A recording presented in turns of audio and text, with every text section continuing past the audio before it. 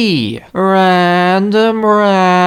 Hast du nicht erst vor einem Monat circa eine Mario-Review gemacht? Ja, klein Timmy, und jetzt halt die Klappe. Anyway, heute reden wir mal über Luigi's Mansion. Wir reden nicht nur über den ersten Teil, nein, auch nicht über den zweiten Teil, nein, wir reden über alle 3 Teile. Luigi's Mansion ist eine fantastische Videospielreihe. Ich glaube, das muss ich niemandem erklären. Und da wir etwa den nächsten Random-Tober haben, möchte ich hier alle 3 Games einen genaueren Blick wieder widmen, nachdem ich die etwa in diesem Jahr nochmal gespielt habe. Natürlich durchgespielt habe. Was diese Games richtig machen, was diese Games eher weniger richtig machen, das erfahrt ihr alles hier. Kleiner Disclaimer vorweg, wie bei meinen Souls-Ranking habe ich es auch eher mehr versucht, alles etwa in einen Punkt reinzubringen, denn klar werde ich etwa größtenteils pro Passage über das eine Spiel reden, aber viele Aspekte bleiben ja natürlich gleich und die Formel als solches bleibt natürlich gleich. Natürlich gibt es immer Abänderungen, andere Sachen, die ich natürlich ansprechen werde, aber behaltet es euch im Hinterkopf, wenn ich etwa bei manchen Part nicht so viel was über das Gameplay als solches sage.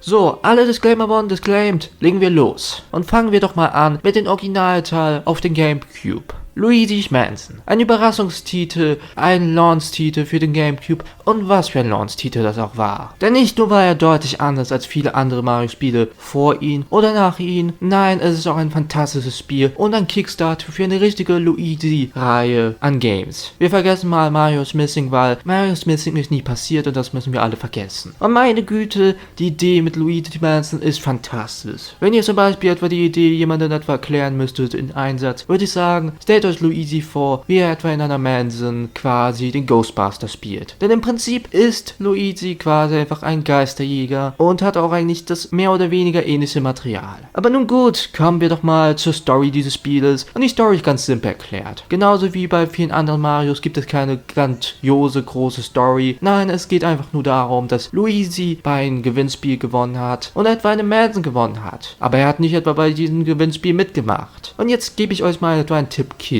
Wenn ihr etwa was gewonnen habt beim Gewinnspiel, wo ihr nicht mitgemacht habt, dann ist das ein Scam. Oder für Luigi in diesem Fall war es so, dass etwa sein Bruder Mario in ein fucking Porträt gefangen worden ist und er jetzt etwa Geister fangen muss, um ihn zu retten. Was für ein toller Scam für Luigi, was für ein toller Scam. Die Story ist simpel und passt eigentlich auch wirklich gut. Sie stellt uns etwa die Stakes von diesem Game vor, dass wir eben Mario retten müssen, genauso wie bei Mario Missing, nur in deutlich besser. Und das finde ich auch wirklich charmant und wirklich gut. Und auch die Idee, dass Luigi etwa gegen Geister antritt, ist wirklich was Besonderes und wirklich passend. Denn Luigi wird oft etwa als dieser ängstlichere Bruder von den 2 Mario-Brüdern dargestellt. Also ihn gegen Geister antreten zu sehen, ist einfach nur charmant as fuck. Und so kann man auch dieses Spiel am besten beschreiben, charmant as fuck. Nicht nur haben die Geister etwa so einen quirkigen, aber auch gruseligen Charakter in sich, nicht nur haben die Protegeister, die mehr oder weniger deutlich etwa besondere Charakterzüge haben und manche sogar etwa eine fucking Parodie auf Arnold Schwarzenegger sind. Nein, das Spiel ist einfach so charmant und hat einfach nur so eine grandiose Atmosphäre. Anders als bei den anderen Luigi's Mansion Spielen würde ich etwa behaupten, dass dies etwa wohl die eher mehr unheimlichste Atmosphäre ist von einem Luigi's Mansion Spiel. Und das auch zu guten Grunde, denn schaut euch mal diese Location, dieses Setting vor. Was für ein grandioses Setting für so eine Sorte an Spiel. Und das zieht sich auch über das ganze Game. Es ist einfach nur so charmant, so fantastisch. Doch nun, wie ist das Gameplay? Und ich muss etwa sagen, da es etwa ein Gamecube-Spiel ist und ich etwas biased sein kann, muss es immer noch zugeben, dass das Gameplay immer noch fantastisch ist. Es gibt einen Grund, warum etwa diese Formel von Luigi's Mansion auch in den anderen 2 Teilen mehr oder weniger größtenteils behalten worden ist. Denn diese Form passt einfach nur. Sowohl etwa für den Controller des Gamecubes und da es auch ein Launch-Title ist, ist es auch ein wirklich guter Introduction für diese Controls, also den Controller als solches, für spätere Games und so weiter. Und generell das Gameplay spielt sich wirklich gut. Ich hatte fast kaum bis gar nicht Probleme und mir kamen auch nicht wirklich viele Bugs vor, beziehungsweise kaum welche. Während sowas wie Sunshine definitiv auf der anderen Seite ein paar Probleme hat, besonders beim Gameplay ein wenig, beziehungsweise der Steuerung, hat Luigi's Mansion dagegen fast null bis kaum etwas davon. Aber dennoch, Luigi's Mansion 1 ist nicht perfekt. Denn Luigi's Mansion 1 hat eine große Sache, die das Game etwas mäßig macht, meiner Meinung nach. Und zwar kann man dieses Spiel eigentlich relativ schnell durchspielen. Ich würde jetzt nicht so sagen, so so schnell, dass es etwa in einer Stunde fertig ist, aber so in 5 bis 6 Stunden, wenn man sich gut anstellt. Oder sogar früher kann man mit diesem Spiel fertig sein. Und das ist per se nichts Schlimmes. Natürlich gibt es auch einen anderen Mode, der etwas schwieriger ist, aber im Prinzip dasselbe Game ist. Und ich habe definitiv nichts gegen etwa kürzere Games, denn kürzere Games geben einen den Vorteil, dass man die öfter mal revisiten will oder dass die einfacher mal zu spielen sind, einfach so. Und das ist sowohl ein Lobungspunkt als auch ein Kritikpunkt. Ich kenne Leute, die eher weniger etwa so freudig sind mit Spielen, die eher mehr kürzerer sind. Und das ist so eine Sache, die auf jeden Fall die anderen Luigi's Mansion Spiele deutlich besser gemacht haben. Ich möchte jetzt nicht sagen, dass die kürzere Länge dem Spiel etwa einen Genickbruch gibt, aber es ist irgendwie meiner Meinung nach dennoch schade, dass dieses Spiel so kurz ist und nicht so viel in Anführungszeichen bietet. Denn im Prinzip bietet es sehr viel. Eine charmantvolle Story, die zwar simpel ist, aber wirklich gut passt. Ein Gameplay-Prinzip, was einfach nur fantastisch ist und Luigi, der in vielen Cutscenes einfach nur grandios dargestellt worden ist. Und die Grafik ist natürlich auch ziemlich gut. Denn immerhin war der GameCube die erste Nintendo-Konsole, wo wir ein paar der Modelle von den Mario-Charakteren mehr oder weniger in der Form sehen, wie wir sie heute kennen. Natürlich wurden sie abgeändert, gepolished und so weiter, aber im Prinzip wurden die ikonischen Models mehr oder weniger am GameCube geboren. Und auch ein Punkt, den ich noch nicht erwähnt habe, sind die Puzzlen. Denn genauso wie bei den anderen Luigi's Mansion Spielen muss man natürlich auch ab und zu mal nachdenken, wie man etwa mit bestimmten Geistern vorgeht. Denn anders als viele der anderen Spiele muss man definitiv strategischer sein, wie man manche dieser Geister einfängt. Besonders die Bosskämpfe, und ja, schau dich an, Babygeist, du widerst mich an, können manchmal ein bisschen frustrierend sein. Und auch, dass man etwa so viele Buhus, fucking 50 Stück etwa finden muss, ist irgendwie so ein Makel von vielen Mario-Spielen. Versteht mich nicht falsch, Items zu collecten kann Spaß machen, aber manchmal ist es auch irgendwie ein bisschen übertrieben. Hier geht's zwar noch, aber es geht langsam zu diesem Level von Mario Odyssey, wo du so viele Collectors Items hast, beziehungsweise den einen hast, den du 100 Mal, über hunderte Male sammeln musst. Und das kann manchmal ein bisschen nervig sein. Aber in allem kann ich Luigi's Mansion jedem empfehlen. Ich persönlich habe das 3DS Remake nie gespielt, also kann ich dazu nichts sagen. Aber das GameCube Original lohnt sich. Nur schade, dass es etwa für fucking 40 Euro oder sowas auf eBay in gebrauchten fucking Zustand zum Verkauf wird. Mann, ich hoffe, irgendwann kann man dieses Spiel auf einer günstigeren Art und Weise spielen. Vielleicht per eShop auf der Nintendo Switch, bitte Nintendo. Aber anyway, kommen wir doch mal zum zweiten Teil. Luigi's Mansion 2 Dark Mode. Und auch wenn ich schon ein paar Aspekte angesprochen habe, ist der Approach von diesem Game deutlich anders als sein Vorgänger. Denn anders als sein Vorgänger ist die Atmosphäre deutlich chilliger und deutlich humorvoller, würde ich mal behaupten. Nicht nur wurde dieses Game nach vielen Jahren fortgesetzt, nicht nur war der Approach ziemlich anders und kann manche abschrecken, aber meiner Meinung nach ist dieser Approach definitiv noch nicht perfektioniert worden. Was ich damit meine, kommen wir dazu später, aber was ist die grobe Story von diesem Game? Nun, mehr oder weniger ist das eine ähnliche Story, nur mit paar Teilen weg. Luigi kriegt quasi 5 Mansions dieses Mal. Und diese 5 Mansions sind definitiv eine interessante Idee, die ich loben kann. Denn nicht nur gibt diese 5 Mansions mehr Variety von den Levels, was das erste Teil, beziehungsweise der erste Teil, eher weniger so hatte. Nein, es kann auch manchmal wirklich kreativ sein. Und mit wirklich kreativ meine ich die Bossfights. Versteht mich nicht falsch, die Bossfights im ersten Luigi haben Spaß gemacht und waren auch an sich oft kreativ, aber nicht so kreativ wie hier. Aber auch wenn die hier ein bisschen kreativer sind, meiner Meinung nach, heißt das nicht, dass sie besser sind. Auch wenn sie mutiger sein können und auch definitiv manchmal wirklich mutig sind, können sie manchmal ein bisschen zu einfach gespielt sein. Und das ist generell ein Punkt, wo ich etwa den 3DS mehr oder weniger mit seinen Spielen kritisieren kann. Das heißt jetzt nicht, dass ich etwa Luigi's Mansion 2 als ein schlechtes Spiel da sehe. Nein, versteht mich nicht falsch. Es macht immer noch Spaß, aber hat definitiv Probleme. Der Approach wurde definitiv noch nicht perfektioniert. Und generell, irgendwie hat dieses Spiel nicht dasselbe Feeling, was der Originalteil hat. Und das kann man auch etwas auf den 3DS zurückführen. Versteht mich nicht falsch, der 3DS ist eine fantastische Handheld-Konsole. Es gibt fantastische Spiele, aber manche Spiele, da muss ich mir denken, warum hat man sie nicht etwa auf der Wii U gemacht oder einer anderen Konsole? Denn sowas wie Luigi's Mansion sehe ich eher mehr als größeren Konsolentitel, statt etwa ein Handheld-Titel. Denn auch wenn es nicht so aggressive ist mit der Steuerung, wie beispielsweise den Super Mario 64 DS Remake, kann es auch manchmal wirklich frustrierend sein mit dieser 3DS-Steuerung. Und die 3DS-Steuerung ist per se nicht schlecht. Aber für so ein Luigi's Mansion Spiel kann sie ein wenig frustrierend und auf Dauer nicht so doll sein. Da bevorzuge ich eher mehr die Steuerung vom GameCube oder eben später der Switch. Auch, dass die Approach 3D-Geister mehr oder weniger etwa rausgeworfen worden sind, ist ein wenig schade. Und generell, auch wenn dieses Game an sich mehr Content bietet, hat es irgendwie nicht so diesen selben Charme einfach wie das Original. Nochmals, ich hatte meinen Spaß mit diesem Spiel, aber es ist definitiv weit davon entfernt, wirklich ein super gutes Luigi Mansion zu sein. Vor allem als Sequel kann es doch etwas teilweise enttäuschend sein. Denn auch würde ich mal als Kritikpunkt ankreidern, auch wenn es sich hier beim zweiten Schaf mehr oder weniger über ein Sequel handelt, was deutlich länger nach dem Original kam, ist das Setting, auch wenn es dieses Mal mehr Variation bietet, teilweise irgendwie ein wenig samey. Was ich mich nicht falsch, die Mansions als solches geben natürlich ihre Variation, die ich wirklich sehr setze, aber irgendwie der Look and Feel hat irgendwie dieses samey in sich. Und generell, ich bin mir ein bisschen unsicher. Ich müsste gern sagen, dass ich dieses Spiel wirklich mag, aber es hat definitiv Kritikpunkte. Es spielt sich an sich gut, aber definitiv nicht perfekt. Es ist ein Spiel, was vielleicht wegen der Aufnutzung auf den 3DS paar seiner Potenzials wastet, was wirklich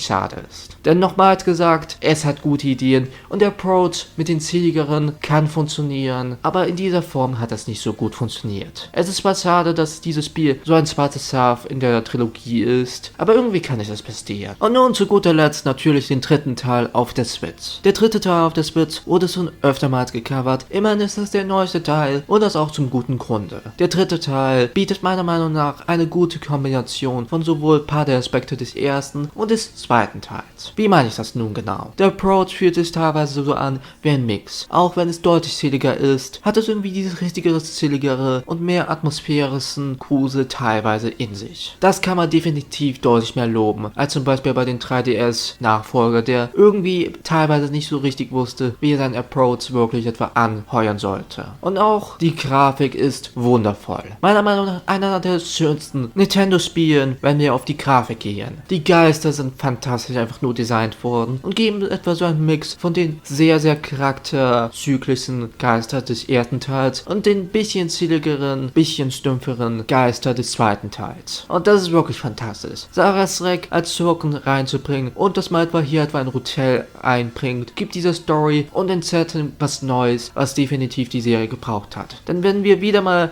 mehr oder weniger eine normale, beziehungsweise bisschen spooky-hafte Mansion gekriegt hätten, wird es doch irgendwie auf Dauer bisschen langweilig. Zumindest finde ich das. Und auch die Länge ist definitiv optimiert worden. Anders als der erste Teil hat es etwa so eine Länge, dass man etwa genügend Inhalt hat, um zumindest etwa 30 Stunden etwa damit zu füllen. Oder sogar mehr, aber nicht etwa zu viel Inhalt, wie man es mal teilweise der zweite Teil sein könnte. Denn auch wenn er per se von der Länge her auch so ähnlich sein kann, hat er manchmal ein bisschen zu viel Content in manchen Aspekten, wo man sehen kann, dass irgendwas gecuttet werden musste deswegen. Der dritte Teil ist meiner Meinung nach vielleicht nicht der charmantvollste Teil und versteht mich nicht falsch, dieser Teil hat natürlich super viel Charme, aber meiner Meinung nach ist das die optimierteste Version von einem Luigi's Mansion Spiel, was wir bislang haben. Beide Approaches wurden berücksichtigt und kombiniert auf einer sehr kreativen und guten Art und Weise. Das Gameplay spielt sich deutlich besser als beim 3DS-Ableger, aber natürlich kann man per se das auch etwa im Handheld-Modus spielen. Immerhin haben wir etwa bei der Switch etwa eine Hybrid-Konsole, was irgendwie auch die Ironie bei diesem Spiel eingibt, da es etwa mehr oder weniger in manchen Aspekten wirklich ein Hybrid des ersten und zweiten Teils ist. Und generell, es ist einfach ein so spaßiges Spiel und zu Rest etwa das wirklich meistverkaufteste Spiel der Reihe.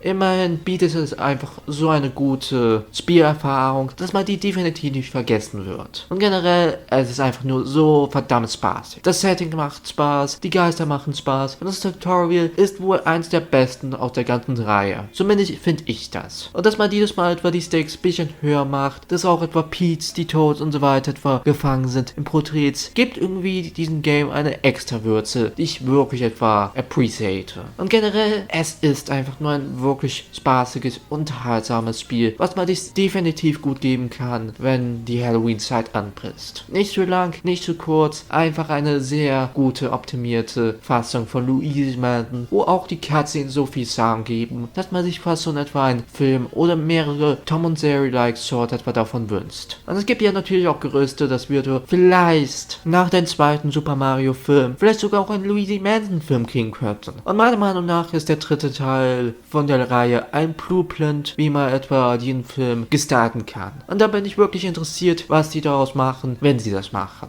Und generell, ich bin etwa einfach nur sehr gespannt, was die Zukunft von Luigi's Mansion ist. Was für eine lange Zeit als eine Reihe ging, die eigentlich nur etwa ein One-and-Off war auf den Gamecube, wurde zu einer richtigen Reihe von Nintendo, wo ich mir auch sicher bin, dass wir irgendwann mal, vielleicht nach der Switch, einen 4. Teil kriegen werden. Doch jetzt seid ihr dran. Was ist eure Meinung zu diesen Spielen und was sind eure Favoriten aus dieser Reihe? Stimmt ihr mir mit manchen Punkten zu oder stimmt ihr mir mit manchen Punkten eher weniger zu? Das würde mich wirklich interessieren. Aber bis dahin, wir sehen uns, bzw. hören uns beim nächsten Mal. Euer Randomtober Videogame Review Video oder so ähnlich. Bye!